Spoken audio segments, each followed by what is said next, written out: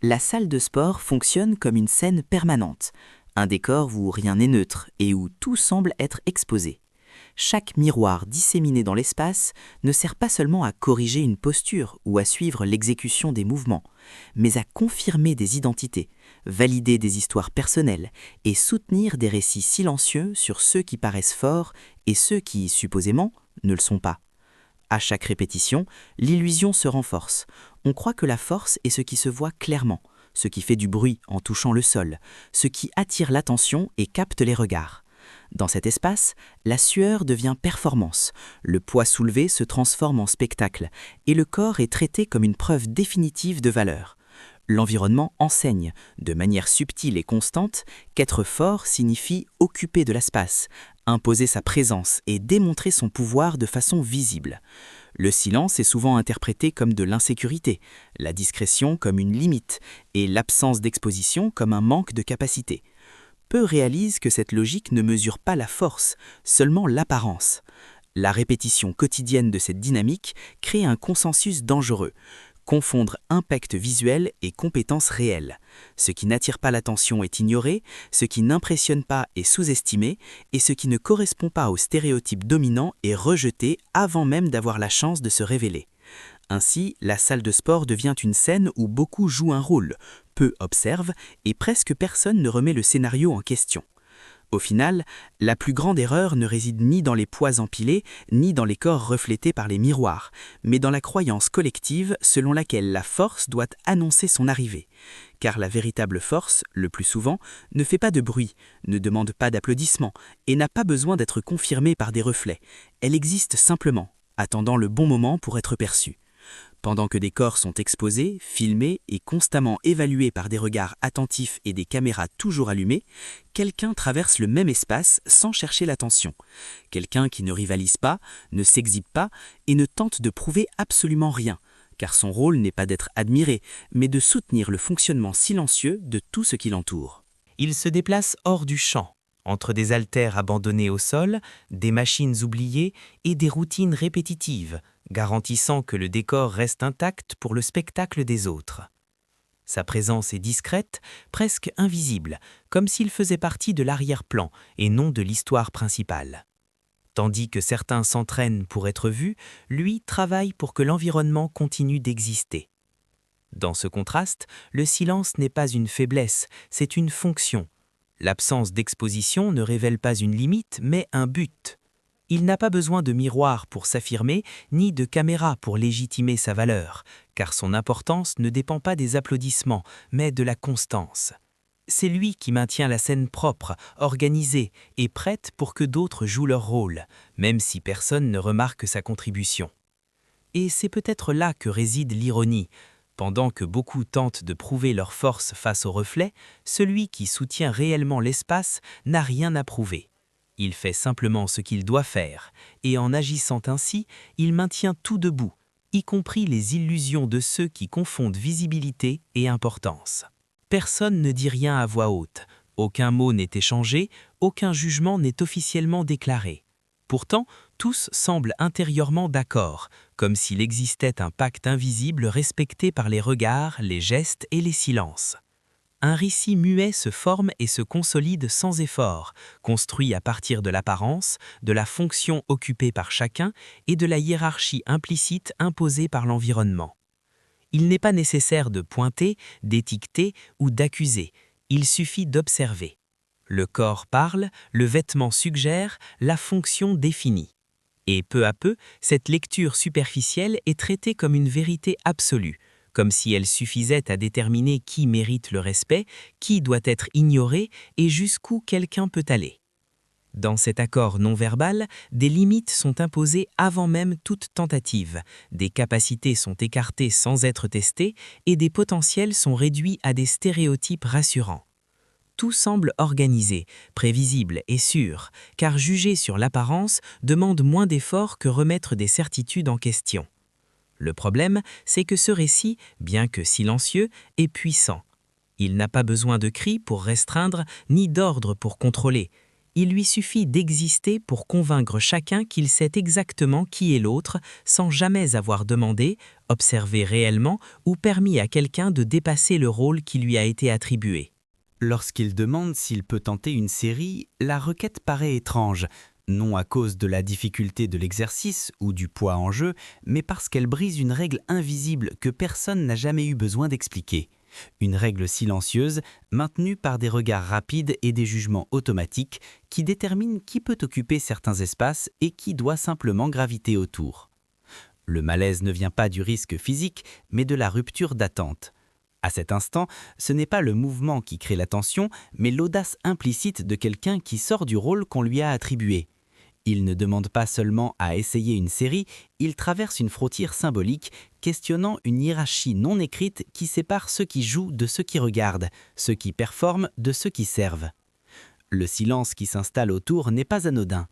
Il révèle le choc entre ce qui a toujours été accepté sans remise en question et la possibilité que cet ordre soit erroné.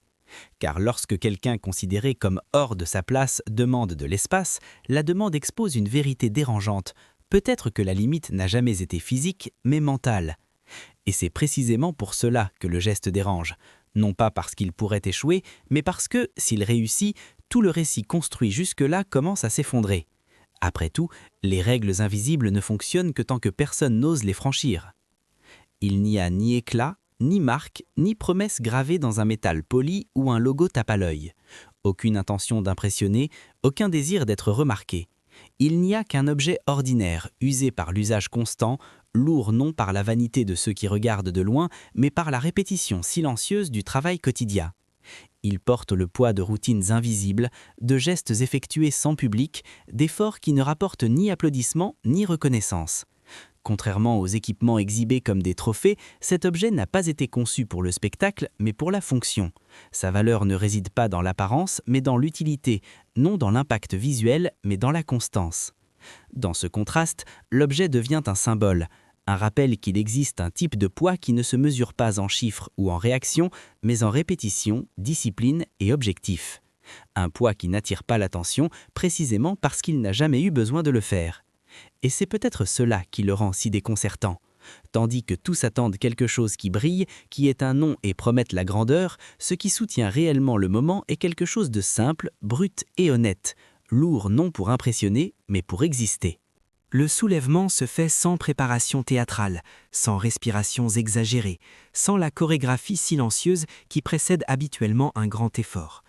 Aucun regard autour pour chercher l'approbation, aucune pause dramatique pour créer l'attente. Le geste apparaît simple, direct, presque automatique, comme s'il ne s'agissait pas d'un défi, mais d'une tâche de plus naturellement intégrée parmi tant d'autres dans la journée. Il n'y a pas de rituel parce qu'il n'y a rien à prouver. Le corps bouge avec la familiarité de quelqu'un qui a déjà porté des charges plus lourdes hors de cette scène, loin des miroirs et des caméras. Chaque mouvement est économique, précis, dépourvu de vanité. C'est de la force appliquée, pas jouée. À cet instant, le silence pèse plus que n'importe quel bruit. L'absence de spectacle désarme les observateurs, car elle contredit tout ce qu'on attend d'un moment important. Il n'y a pas de tension visible, seulement de l'efficacité. Pas d'annonce de grandeur, seulement de l'exécution. Et c'est précisément cette naturalité qui déstabilise. Parce que lorsqu'un acte extraordinaire se produit sans avertissement, sans effort apparent et sans besoin d'applaudissements, il révèle une vérité inconfortable. Peut-être que ce qui semblait impossible n'a jamais été le poids, mais le préjugé de ceux qui croyaient savoir où la force devait se trouver. Pendant quelques secondes, personne ne réagit. Il n'y a ni applaudissements, ni rires, ni commentaires immédiats, car l'esprit a besoin de temps pour réorganiser une certitude qui vient de s'effondrer. Ce qui a été vu ne correspond au scénario mental de personne. Les repères vacillent, les hiérarchies chancellent, et le jugement automatique perd son socle. Le silence qui s'installe n'est pas vide, il est dense, gênant, presque tangible. Il pèse plus que n'importe quel disque abandonné au sol, plus que n'importe quel chiffre inscrit sur les poids. C'est le poids de réaliser qu'une conviction ancienne était fausse, de comprendre que quelque chose a été sous-estimé sans même avoir été testé. Dans cet instant suspendu, personne ne sait exactement comment réagir, car réagir signifierait admettre que le récit construit jusque-là ne tient plus. Le silence devient une pause forcée pour la conscience, un moment où l'ego doit décider s'il va se défendre ou apprendre. et tandis que rien n'est dit, tout est compris. Ce n'était pas seulement un soulèvement, c'était une rupture invisible, profonde et irréversible, celle d'une certitude confortable qui, en quelques secondes, a cessé d'exister. La tentative de transformer l'inattendu en exception apparaît presque immédiatement, comme un réflexe automatique, un mécanisme de défense activé pour préserver de vieilles certitudes. Il est plus confortable de traiter l'événement comme un cas isolé, un hasard improbable, que de le laisser réécrire tout ce que l'on croyait savoir jusque-là. Admettre l'erreur exige un effort qui ne se mesure ni en kilos ni en technique. Il exige de l'humilité, une révision intérieure et le courage de confronter des jugements portés sans preuve. C'est un poids silencieux mais profond que beaucoup préfèrent ne pas porter. Ainsi, l'esprit cherche des raccourcis. Il minimise, rationalise, invente des excuses. Toute explication est valable, tant qu'elle préserve la hiérarchie intacte et maintient le confort des récits connus. Transformer l'extraordinaire en exception est le moyen le plus rapide d'éviter le changement. Car au fond, soulever un poids est simple. Il suffit de force et de répétition. Reconnaître que l'on avait tort, en revanche, exige quelque chose de bien plus rare. La capacité de lâcher l'ego et d'accepter que tout n'est pas ce qu'il semble être. Lorsque d'autres tentent de reproduire le mouvement, il n'y a pas de débat, pas d'opinion, aucun espace pour l'argumentation. Le langage cesse d'être verbal pour devenir physique, direct et irréfutable. Le corps répond de manière brute, sans négociation, révélant des limites qu'aucun récit ne peut dissimuler. À cet instant, les comparaisons deviennent inévitables, mais inutiles. Car ce qui est en jeu n'est pas celui qui parle le plus fort ou qui semble le mieux préparé, mais celui qui a réellement construit sa force loin des projecteurs. La tentative révèle une vérité simple et inconfortable. Toute force ne naît pas du désir d'être vue. Certaines forces sont façonnées dans la répétition anonyme, dans l'effort qui ne devient pas du contenu, dans le travail qui ne rapporte ni applaudissements ni reconnaissance. Ce sont des forces fonctionnelles, silencieuses, qui n'ont pas besoin de validation externe pour exister. Et lorsque le corps échoue face au même geste, il devient clair qu'il ne s'agit ni de style, ni de chance, ni d'exception. Il s'agit de finalité. Car il existe des forces entraînées pour impressionner et d'autres construites uniquement pour fonctionner. Et ce sont presque toujours celles-ci qui pèsent réellement. Sans excuses explicites, sans discours préparé ni tentative de rédemption verbale, quelque chose change pourtant. Le regard s'ajuste, la posture se corrige, le ton de la voix perd sa supériorité automatique. Non parce que quelqu'un a été confronté par des mots, mais parce que tous ont été confrontés intérieurement. Le respect qui émerge n'est ni théâtral ni déclaré. Il est gêné, discret et réel. Il naît de l'inconfort de réaliser que le jugement était précipité, de comprendre que la hiérarchie imaginée ne tenait pas. Ce type de respect n'a pas besoin d'être annoncé, car il se manifeste dans de petits gestes, dans un silence plus attentif et dans une considération qui n'existait pas auparavant. Il n'y a pas besoin d'excuses formelles, car l'apprentissage a déjà eu lieu. Le malaise remplit sa fonction. Il recadre le regard, démonte les certitudes et impose des limites à l'ego. Et c'est peut-être là la leçon finale. Le respect véritable n'est rarement de l'admiration déclarée. La plupart du temps, il surgit lorsqu'une personne est forcée d'affronter sa propre erreur, en silence, sans public et sans échappatoire. Son identité ne commence à importer qu'après la chute de l'illusion.